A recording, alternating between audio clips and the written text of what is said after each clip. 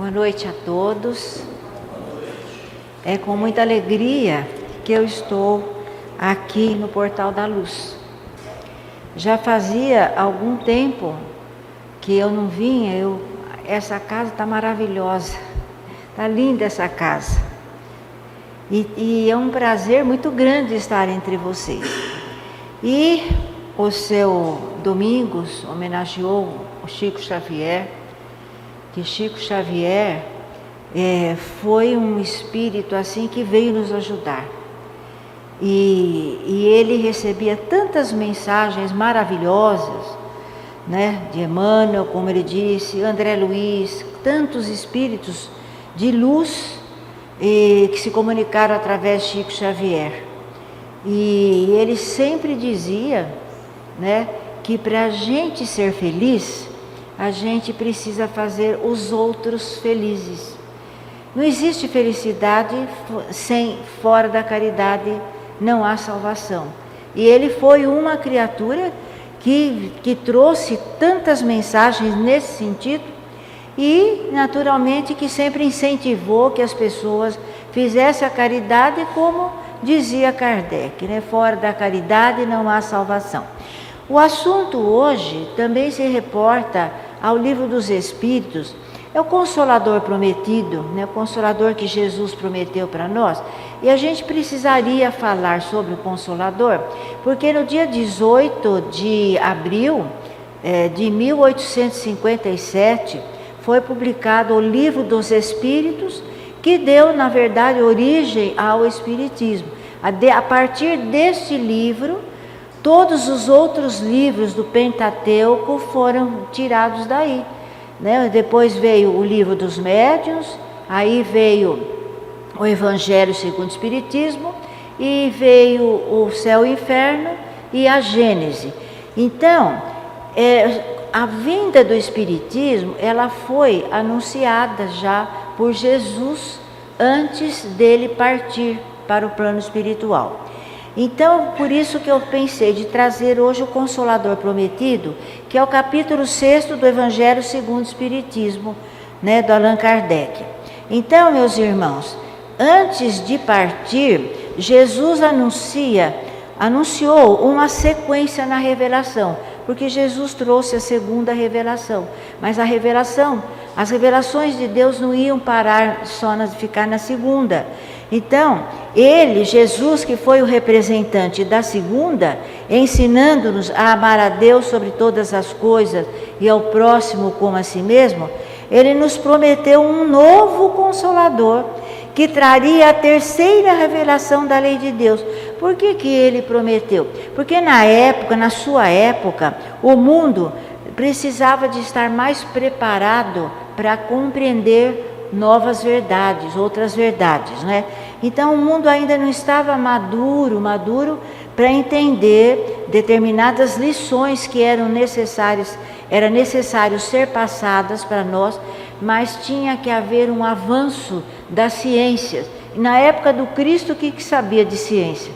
Né? Era uma coisa incipiente, é só depois que a gente vai ver uma preocupação com as coisas da ciência e que vieram ajudar no advento da doutrina espírita. E nós temos então a passagem bíblica que Jesus promete o Consolador através de João, o Evangelho de João.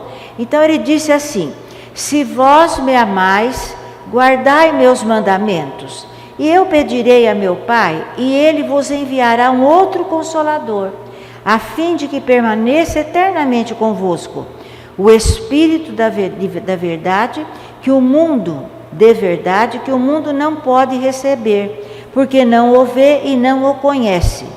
Mas quanto a vós, o conhecereis, porque permanecerá convosco e estará em vós. Mas o Consolador, que é o Espírito Santo, que meu Pai enviará em meu nome, vos ensinará todas as coisas e fará lembrar tudo aquilo que eu vos tenha dito. Está lá no Evangelho de João. Então, antes de Jesus partir, ele prometeu um outro Consolador, que na verdade, né, a promessa se cumpriu. né, se cumpriu porque veio então a terceira revelação da lei de Deus, que é o Espiritismo. Então aquilo que Jesus prometeu aconteceu, e a terceira revelação da lei de Deus foi codificado por Allan Kardec. Por que codificado? Não foi Allan Kardec que escreveu as coisas do Espiritismo. Ele recebeu todas aquelas orientações e ele teve um trabalho hercúleo de comparar, de ver se não tinha incoerência. Ele analisou aquilo minuciosamente para ver se não se entrava em contradição. Então ele foi o codificador, não é? Então veja que veio o Kardec, então foi acertando tudo direitinho para publicar os 5 livros que representam o corpo de doutrina, não é? Um corpo de doutrina que é o Espiritismo. Então uma coisa que nos chama a atenção é que Espiritismo e espírita são termos criados por Allan Kardec. Então tem seitas aí que dão passividade a espíritos e se dizem espíritas. Não é porque uma seita recebe ali dá passividade para espírito que aquele povo é espírita. Por quê? Porque o Espiritismo, gente, é um corpo de doutrina que tem como objetivo a transformação moral do homem. Nós temos que estudar a doutrina, até porque ela é de tríplice aspecto e a parte religiosa da doutrina está assentada nas bases morais de Jesus. Então não é porque a comunicação de espíritos a vida toda teve, desde que o homem apareceu sobre a terra, mas o Espiritismo veio para ajudar o homem a sair do materialismo. Então ele é um corpo de doutrina que ajuda o homem a seguir em direção a Deus, a sua evolução, porque nós fomos criados simples e ignorantes, só que nós vamos um dia ser felizes, porque Deus nos criou para a felicidade. E para isso nós temos que ter uma conduta adequada, não é? Uma conduta dentro dos parâmetros de Jesus, dentro daquilo que os Espíritos vêm mostrando para nós, as realidades que nós temos que entender. Então não é só porque dá passividade ao Espírito que aquela seita é chamada de espírita. Então, meus irmãos, muitos acontecimentos favoreceram o advento do Espiritismo. No século XVIII, lá na França, o progresso científico e a mudança das ideias deram maior liberdade para todas as formas de pensamento. Foi em 5 de maio de 1789 que deu início à Revolução Francesa. E o lema da Revolução Francesa era exatamente esse: igualdade, liberdade e fraternidade. É um lema que, se a gente analisar a obra espírita inteirinha fala de fraternidade, não é? De igualdade, então, de solidariedade. Então, são ideias que favoreceram o advento do Espiritismo. Outra ideia que favoreceu outra coisa que aconteceu, foi a eclosão de manifestações espíritas, manifestações mediúnicas de efeitos físicos e intelectuais em várias partes do mundo. Por exemplo, nos Estados Unidos apareceram as irmãs Fox, que eram médiuns de efeitos físicos, e veja que isso daí nos Estados Unidos, em Hydesville, deu uma propaganda muito grande sobre comunicação de espíritos. Começou a aparecer uma nova realidade que ninguém ainda tinha pensado. E a mesma coisa aconteceu em várias partes do mundo, entende? Vários médiuns davam passividades a espíritos, havia muitos fenômenos de efeitos físicos, e que isso tudo chamou a atenção do mundo para uma realidade espiritual, a fim de que ela saísse do materialismo e do egoísmo. Então, para que veio o Espiritismo? Veio para combater o materialismo. Parece até que já se sabia que o mundo atual está num materialismo tremendo. E feliz daquele que está dentro de uma casa espírita, porque está aprendendo, está vendo novas ideias, está mudando, está recebendo elementos para uma atitude comportamental dentro do Evangelho, que é o que vai combater o materialismo que nos leva a um sofrimento muito grande. Porque nós temos, a Terra é um lugar onde a gente vem para aprender, para resgatar o passado, reparar os nossos erros do passado, e é uma escola, entende? E quando a gente sai fora do bem, a gente tem consequências, e as consequências Deus permite que seja um sofrimento, mas não é que Deus pune, Deus não pune, Deus educa. Ele usa o sofrimento como uma ferramenta educativa. Então, às vezes, nós sofremos, é claro que ninguém sofre por acaso. E o sofrimento também faz parte da evolução. Senão o cachorrinho, coitadinho, que é atropelado lá, não sofria. E o que deve ele do passado, esse cachorrinho?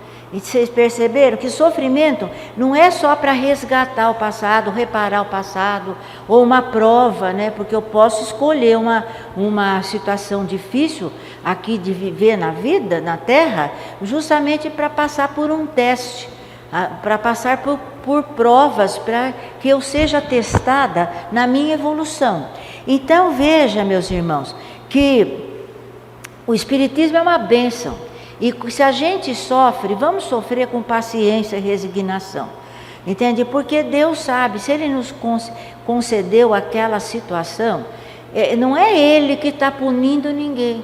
Somos nós que não tivemos uma atitude adequada e agora a gente precisa aprender. Entende? O sofrimento, vocês ouvem as pessoas dizerem, mas quem não vai por amor, vai pela dor, não é? Essa dor é abençoada, porque nos leva a uma evolução. E o Espiritismo, então, ele é consolador, porque ele vai provar para a gente por que a gente sofre. Ele vai mostrar, ele mostra a causa do sofrimento. E aí a gente começa a aceitar um pouco mais os sofrimentos que vêm à nossa vida. E, meus irmãos, como se deu, então, a codificação do Espiritismo? Eu estou fazendo um apanhado geral, porque quem estuda nos grupos, com certeza a casa deve ter muitos grupos de estudo, e vocês devem participar. Porque ser espírita não é só assistir palestra. Assistir palestra também ajuda muito a gente a repensar, fazer reflexão sobre a nossa vida. Mas fica na superficialidade do Espiritismo. Agora, o Espiritismo é uma universidade. Ela exige conhecimentos que a gente consegue obter nos grupos de estudo que a casa oferece. Porque Espiritismo é uma ciência, filosofia e religião, né, cujas bases morais estão assentadas nas bases do Cristo. Então, como se deu a codificação? O Allan Kardec, um belo dia, foi convidada por um amigo chamado Fortier para ir ver num salão lá de Paris, entende? Que as mesas giravam em Paris e as pessoas se divertiam de ver as mesas girarem, subir para cima e para lá, para cá. E quando Fortier falou, amigo, vamos lá, você vai ver o que está acontecendo. E como eles trabalhavam com magnetismo, porque Kardec trabalhou 35 anos com magnetismo. Ele falou, eu não vou. Ele fazendo a barba dizia assim, isso aí é história para boi dormir. Imagina se mesa vai girar agora, se mesa vai levantar. E de tanto que o Fortier insistiu, que ele acabou indo. Quando ele chegou lá, ele achou interessante. Só que ele achou que magnetismo, que quem sabe se tinha, porque o Fortier achava que tinha alguém no salão que fornecia magnetismo para as mesas andarem para lá, para cá, girarem. Mas o Kardec falou, não, mas magnetismo é matéria. E as mesas obedecem a comandos. Porque o Kardec falava para a mesa, sobe, a mesa subia. Agora você vai para a direita, a mesa ia para a direita. Agora você vai para a esquerda.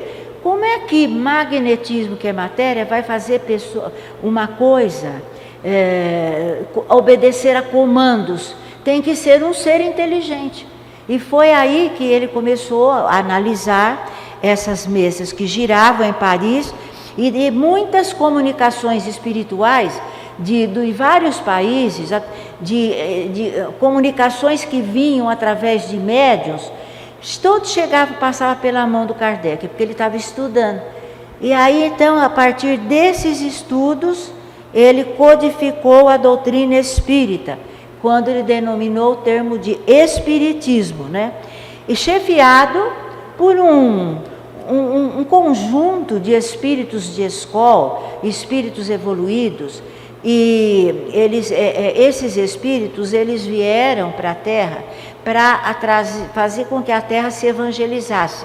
E esse grupo era chefiado pelo Espírito de Verdade, né? E que o Espírito de Verdade chefiou esse grupo. O próprio Kardec devia fazer parte desse grupo de espíritos, só que ele veio encarnar para poder fazer o serviço enquanto encarnado, para trazer para a Terra.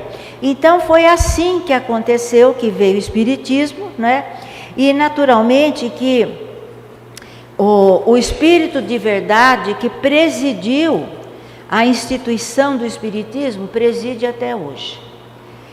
E vocês podem notar que o que são as revelações? Revelações são conjuntos, é um conjunto de verdades espirituais que vem numa época em que a humanidade é capaz de entender. Por isso veio o Decálogo, através de Moisés, representado pela figura de uma pessoa, Moisés, que era um médium extraordinário, né? E depois veio Jesus, que trouxe 1.300 anos depois de Moisés, ele trouxe o cristianismo, que não aboliu o Decálogo, porque Decálogo é uma revelação de Deus, e revelação da lei de Deus não é discutível, não é substituível, porque é de Deus. É verdade, é verdade, é verdade, ninguém vai contestar a verdade. Só que Jesus não veio destruir a lei que o Moisés trouxe através do Decálogo, embora ele, o próprio Moisés, também tivesse legislado para poder dominar o seu povo. As leis de Moisés caíram por terra, porque depois que o povo começou a evoluir, aquelas leis dele que eram absurdas, entende? Não puderam continuar. Mas o Decálogo continua. E o que Jesus trouxe continua, e veio explicando melhor, dando cumprimento ao Decálogo, adiantando, mostrando mais coisas, explicando mais coisas. E daí veio o Espiritismo, que também veio tornar lúcido, claro, aquilo que Jesus trouxe para nós. Então, meus irmãos, veja que o Espiritismo, ele não é representado por uma pessoa, ele é representado por um ser coletivo, que é o conjunto desses espíritos de escola, né, que trouxeram para a Terra as ideias as verdades espirituais, outras verdades, né, e verdades mais claras, porque tinha coisa que Jesus não podia falar. Mas Jesus não deixou de falar. Quando Jesus diz assim, que há muitas moradas na casa de meu Pai, imagine se ele fosse falar, na casa do meu Pai é o universo. Eles não sabiam nem o que era a terra ainda. Eles achavam que a terra era uma coisa comprida. Ele não tinha ideia do que era a terra. Que o céu era uma abóboda com cristais impregnados ali. Eles não tinham ideia, entende? Então, Jesus não podia falar de galáxia, de estrela, de planeta, de satélite, de asteroides, entende? Porque o povo ia achar que ele estava abilolado, ele ia ser crucificado antes da hora, entende? Porque ninguém entendia disso. Sabe por quê? Porque esses conhecimentos científicos vieram 1.500 anos depois, quando veio Copérnico, quando veio Galilei, que descobriram tudo sobre a Terra, que a Terra era redonda, que girava em volta do Sol, que girava em torno dela. Esse conhecimento, na época do Cristo, eles não tinham. Mas Jesus não deixou de dar a dica de que havia outras moradas na casa do meu Pai, do Pai dele, que é Deus, que é o nosso Pai, e que essas moradas, com o tempo, a gente vai poder se situar lá. À medida que a gente vai evoluindo, a gente vai passando por planetas, estrelas, astros mais avançados do que a Terra, que está num plano ainda de prova e expiação. Então, meus irmãos, quando a gente fala do Espiritismo, a gente não pode deixar de lembrar algumas coisas. Os princípios fundamentais da doutrina espírita. Isso é muito importante. Todo espírita, que se diz espírita, tem que conhecer os princípios fundamentais. Primeiro princípio: não poderia ter vindo o Espiritismo, nem o cristianismo, nem Moisés, se não houvesse a ideia da existência de um Deus único. Quem trouxe essa ideia de que só existe um Deus foi Abraão, antes de Moisés, quando ele trouxe o monoteísmo. O que significa monoteísmo? Mono, um, teísmo, Deus. A ideia de um Deus único. Então, por isso que o Moisés trouxe os 10 mandamentos. Não fala que nós temos que adorar a Deus, entende? Então, não podia, essa verdade espiritual não poderia ter vindo se não tivesse a ideia de que existe um Deus só, que é um ser único, que Ele é o único que tudo pode, é onipotente, tudo pode, é onisciente, é aquele que sabe tudo, é o único que sabe tudo, que é imaterial, porque veja a primeira pergunta do Livro dos Espíritos: que é Deus? Vocês viram que não se faz a pergunta, Kardec não fez a pergunta quem é Deus, porque Deus não é como a gente. Nós somos pobres seres imortais, vivendo ainda num planeta de prova e expiação, espíritos ainda muito imperfeitos, entende? E que nós um dia vamos chegar a ser espíritos puros. Mas, por enquanto, eu não posso achar que Deus é uma pessoa como eu, que moro aqui num plano de prova e expiação, um plano que está começando ainda, os habitantes estão começando a sua evolução, porque os habitantes da Terra, eles passaram pelo mundo primitivo, mas nós somos no segundo, mas tem outros, tem os mundos de regeneração, depois tem os mundos felizes, depois tem os mundos celestes ou divinos, onde deve estar Jesus Cristo, e a gente vai chegar lá. Mas quem somos nós para conceber um Deus com a figura de gente? Então a pergunta quem é Deus descarta. E também não podemos perguntar o que é Deus, porque Deus não é matéria. Então o que é Deus? Olha a pergunta inteligente do Allan Kardec, né? Então é um princípio fundamental da doutrina espírita. A imortalidade da alma, hoje, né, que a gente está comemorando esse fim de semana a ressurreição de Jesus, que eles chamavam ressurreição, e o espírita entende a palavra ressurreição de uma outra forma, que nós não vamos entrar agora aqui no mérito, mas Jesus mostrou que ele era imortal. Tanto é que, através do fenômeno de materialização, ele se comunicou com as Marias, com os discípulos de Jesus, seus discípulos, na estrada de Emaús. O Tomé não acreditava que Jesus, ele achava que não era Jesus, ele não acreditava. E Jesus, então, sou eu mesmo, ele reapareceu para o Tomé e mostrou as feridas.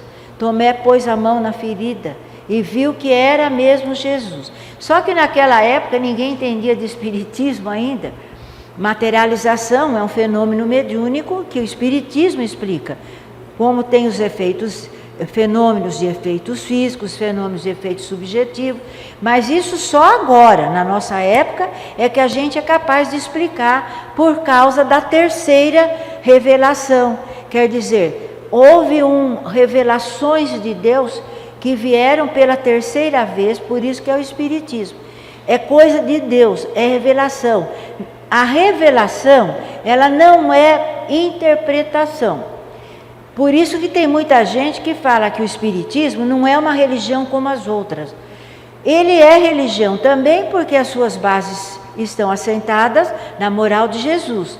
Mas as outras religiões são interpretações e cheias de erro, Porque um homem, por mais que conheça a doutrina de Jesus, na sua qualidade de um espírito ainda no planeta Terra, não tem condições de entender religião na sua plenitude, na sua totalidade. Perceberam?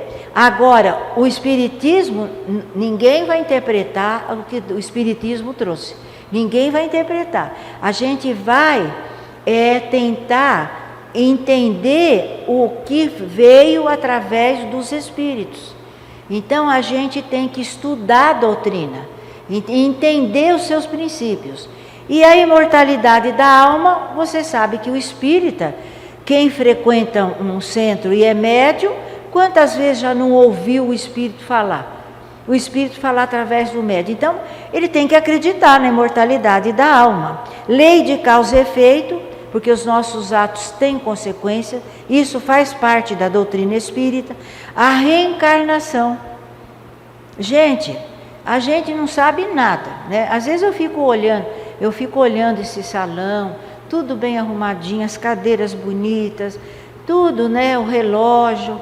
Meu Deus, como se eu tivesse que fazer uma lâmpada dessa, fazer uma cadeira dessa, fazer um relógio, como eu sou ignorante, eu não sei nem de onde que eu ia começar, eu não sei de nada. O que a gente sabe? É por isso que cada um tem um dom, para que um ajude o outro. Mas um espírito perfeito, ele sabe tudo. Olha quanto que a gente tem que estudar. Eu nem sei, se eu tivesse que fazer uma cadeira dessa, nem sei que material eu ia pegar para fazer essa cadeira. Então a gente pensa que sabe as coisas, a gente não sabe nada. Mas, por isso que a gente tem que reencarnar. Porque reencarnando muitas vezes, nós vamos aprendendo sempre novas ciências, novas filosofias, novas coisas materiais para serem feitas. Entende? Então isso é só através da reencarnação. A pluralidade dos mundos, como eu já falei para vocês, a gente tem que entender que existem muitos mundos.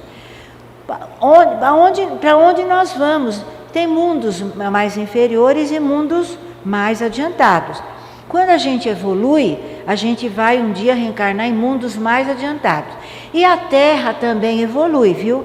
A Terra também vai ser um plano de regeneração, onde a sociedade aqui vai ser mais justa, as pessoas vão ser mais bondosas, vão ser mais fraternas, e pode ser a Terra, entende? Mais um belo dia, sabe-se lá quando, porque nós somos imortais, nós vamos habitar outros mundos maravilhosos.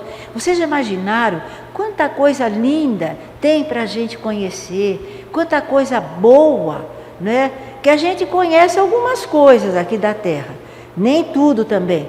Mas a gente um dia vai habitar mundos de luz.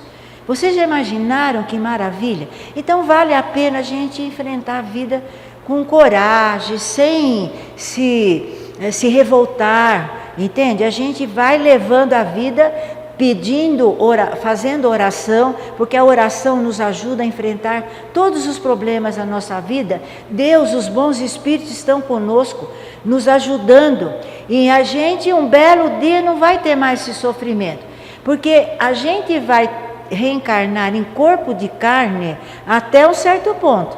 Depois não, à medida que a gente vai evoluindo, o nosso arcabouço vai ser outro que a gente não tem nem ideia. Com certeza com uma matéria muito mais quintessenciada, muito mais rarefeita. Meus irmãos, a comunicabilidade dos espíritos, o Espiritismo explica que existe uma relação natural entre os espíritos encarnados e os desencarnados. Por isso nós somos espíritas. Os nossos pais se comunicam, se foram para o outro lado da vida, eles se comunicam através dos médiuns, os nossos amigos, os nossos inimigos também. Então, veja que o que morre é o corpo, que aliás, ele também não é perdido, porque pela lei de Lavoisier, na natureza nada se perde, tudo se transforma. Então até o nosso corpo vai se deteriorar e esse pozinho vai dar origem a outras vidas, vai ajudar a formação de outros corpos. E o espírito, gente, não morre nunca. Tem gente que fala assim, nós somos eternos. Não, eterno é Deus, que Ele é um ser incriado. Ele é eterno, porque ele não foi criado e não terá fim. Ele é eterno. Mas nós fomos criados por Deus. Então nós somos espíritos imortais. Fomos criados e vamos viver eternamente. Imaginou que bacana? A gente não vai viver eternamente sofrendo. A fase do sofrimento é só essa época que a gente está na Terra. Então tenham paciência, viu? Suportem as pessoas de casa, procurem compreendê-las, não é? Tem gente que tem determinados vícios, defeitos. Vamos ajudar essas pessoas a sair disso. Vamos tolerar o nosso pai, a nossa mãe, o nosso filho, entende? Porque a vantagem é só nossa. Porque um dia todos vamos viver em solidariedade, em fraternidade, como o lema da Revolução Francesa, e que está contido isso no Livro dos Espíritos, quem estuda. Gente, a fé raciocinada, né? O Espiritismo trouxe para nós essa possibilidade de você acreditar nas coisas, mas porque você sabe que aquilo existe. Então está lá no Evangelho, né? Não basta crer, é preciso, sobretudo, compreender. Então, não adianta falar, eu creio em Deus. Outro dia uma pessoa falou para mim, Nilza, para mim, Deus, uma árvore é Deus. Você está confundindo o efeito com a causa. A árvore é um efeito, as florestas, a natureza provam a existência de Deus, porque que homem seria capaz de fazer essas flores tão lindas que a natureza traz, as árvores, os animais? O homem não é capaz. Então, se tem o efeito, tem que ter uma causa. É Deus que criou. A árvore é maravilhosa. O homem não é capaz de criar um ser que tenha vitalidade, que tenha fluido vital, porque ela tem vida. Se você cortar a árvore, ela morre, porque ela tem vida. Isso o homem não é capaz. Você pode desenhar uma belíssima árvore, você pode esculpir uma árvore bonita, mas ela não tem vida. Agora, o que é a criação de Deus? Deus criou a árvore com a sua vitalidade necessária. Então o homem não é capaz de fazer. Então eu falei para a moça, bem, a árvore é consequência da existência. Deus criou a árvore. Então Deus não é a árvore, porque matéria não cria matéria. E nada é por acaso. Não existe a floresta, os lagos, o céu, por acaso. Tudo é criação de Deus. E a evolução, meus irmãos, é uma fatalidade. Entende? Então, ninguém nasceu para ir para o inferno a vida inteira. Essa história de você ir eternamente para o inferno é uma teoria que não usou ainda o raciocínio. Como é que um Deus Pai Todo-Poderoso cria pessoas boas que vão para o céu e outras pessoas que não são tão boas vão para o inferno? Que Deus é esse? Que cria filhos de um jeito, outros do outro, cria filho santo, o outro vai para o inferno. Então, falta raciocínio. Então, a doutrina espírita, ela exige que as pessoas pensem, raciocinem sobre as coisas. Então, não basta crer, é preciso, sobretudo, compreender. Então eu tenho que raciocinar. Quem é que acredita que Adão e Eva, só o casal, povoou a terra inteira? É possível isso? Então isso é um mito, isso é simbólico, não dá para entender. E tem gente que é da área de ciência, gente inteligente, que paga o dízimo porque acha que está comprando um lugar no céu. Tem gente que pensa isso, que tem que pagar o dízimo. É falta de pensar, gente. Tem gente que acredita na ressurreição de Cristo, que Cristo foi de corpo e alma para o céu.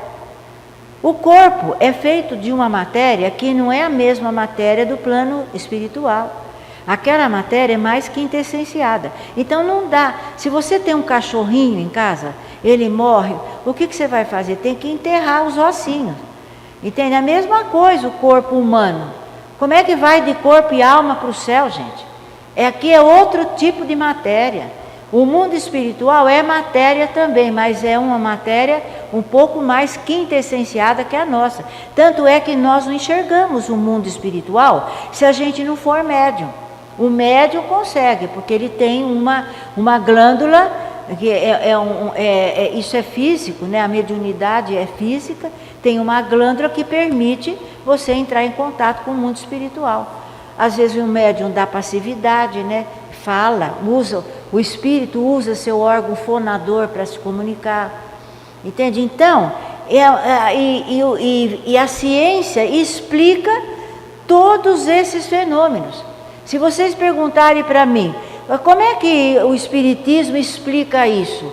Se eu não souber explicar, se eu não explicar, porque eu não sei, mas o espiritismo explica. Perceberam? Então, terminando aqui a nossa conversa, meus irmãos, os princípios fundamentais da doutrina espírita, eles são pilastras mestras que servem de esteio ao espiritismo. E é por esses princípios que nós devemos reconhecer quem realmente deve ser chamado de espírita. Porque se alguém rejeitar um só desses princípios, não pode ser considerado como tal. Eu tinha uma amiga, né, faz tempo que eu não a vejo, mas ela se dizia espírita, mas ela não aceitava a evolução. A evolução é um princípio fundamental. Então, ela não era espírita, porque para ser espírita nós temos que aceitar todos esses princípios, inclusive a unidade e solidariedade universal, que também é um princípio da doutrina espírita. Meus irmãos, o espiritismo, ele é muito... É uma doutrina maravilhosa, sabe por quê? Porque ele explica, nos mostra a razão da vida. Por que nós vivemos? Por que eu estou aqui agora? Por que meu pai é o fulano de tal? Né? Por que eu estou vivendo nesse mundo? Por que uns nascem assim com saúde e outros vêm cegos, com uma doença, com doenças? Por que isso? A doutrina espírita explica. Ela mostra também, meus irmãos, os meios pelos quais nós podemos viver melhor, aprendendo a encarar a vida, enfrentando os problemas, tendo bom ânimo, fortalecendo a nossa vontade. Quando a gente tem vontade e a gente tem bom ânimo, entende? A gente consegue vencer as dificuldades da vida. A gente tem que ter coragem para enfrentar a vida. Não fiquem esmorecidos diante dos problemas sérios da vida. Enfrenta. A Joana de Ângela diz assim, você não tem que ficar chorando, ela não diz nesse termo, né? Ficar chorando leite derramado, isso é eu que estou falando. Mas vocês não têm que ficar preocupados com seus problemas. A melhor coisa de você resolver os problemas é enfrentando-os. Que você tem problema e você fica de braço cruzado, você vai sofrer, porque ninguém vai resolver o problema para você. Então você tem que arrumar um jeito de sair daquela situação difícil para você poder ser feliz. O Espiritismo também tem uma natureza questionadora, que ele está sempre buscando explicações racionais para a vida. Então, veja vocês que a concepção religiosa espírita, ela se baseia na recomendação do Espírito de verdade. Espíritas, amai-vos, eis o primeiro mandamento. Instruí-vos, eis o segundo. Então, a doutrina espírita é aquela que anda dessa maneira. Fé e raciocínio sentimento e razão estão sempre relacionados. E então, meus irmãos, é isso aí, olha. Terminando, a gente quer dizer o seguinte, que o Espiritismo, ele ele faz a gente conhecer o que a Terra representa para nós, por que nós estamos na Terra. Ele também chama aos princípios da lei de Deus, nos chama, né, aos verdadeiros princípios da lei de Deus. Ele nos consola pela fé, pela esperança e também conforta os nossos corações, mostrando que os nossos entes queridos que partiram para o plano espiritual, um dia nós vamos reencontrá-los, porque estamos sempre reencontrando com as pessoas dos nossos laços de família. Então isso dá um conforto. Meu pai faleceu, imagine se eu penso assim, agora nunca mais eu vou ver meu pai. Gente, dá um desespero, não é? Não, eu vou encontrar com meu pai, com a minha mãe, com os meus filhos. Vamos supor que um filho tenha partido antes da gente. Então, por isso ela é consoladora. Ela é consoladora porque dá consolo para a gente. Porque tudo é muito ligado à razão, à fé raciocinada. E nos liberta porque justamente por isso que faz a gente pensar. É ciência. Então isso, você sabe que o conhecimento é libertador, né? Então, assim como o Cristo disse, eu não vim destruir a lei, porém dar-lhe cumprimento, também o Espiritismo diz, não venho destruir a lei cristã, mas dar-lhe execução. E que a paz de Deus esteja com todos, meus irmãos. Obrigada, seu Domingos, pela oportunidade, viu? Entende? Da gente estar aqui, de estarmos juntos, né? O senhor faz um favorzinho, cara.